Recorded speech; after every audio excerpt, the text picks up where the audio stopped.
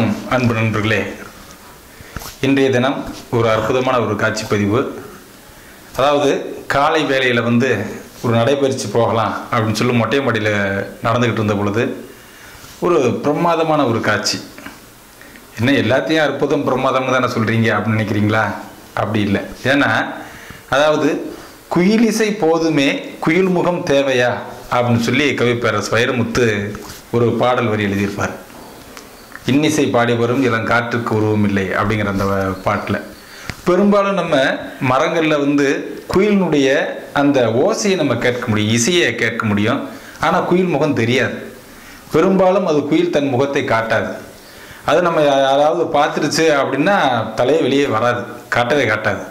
ஆனால் இன்னைக்கு எப்படி நம்ம இந்த கடற்கரையில் சூரிய குளியல் போடுவோமோ அதை போல் நல்லா அந்த சூரிய ஒளிக்கு அதுக்கு நல்லா அந்த மரத்தினுடைய அந்த உச்சியில் உட்காந்து அப்படி ஒரு சூரிய குளியல் போட்டது ரொம்ப பார்க்கறதுக்கு ரொம்ப பரவசமாக இருந்துச்சு.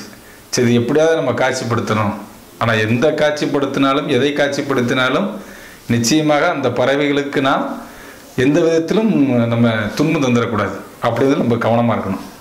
அந்த வகையில் இன்று காலை நடைபயிற்சியில் குயில், இது ஆண் குயில்.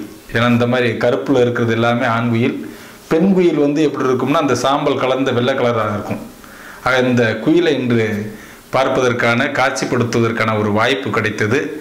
அந்த ஒரு அற்புதமான காட்சி நண்பர்களாகிய உங்களுக்காக இங்கே பதிவிடுகின்றேன்.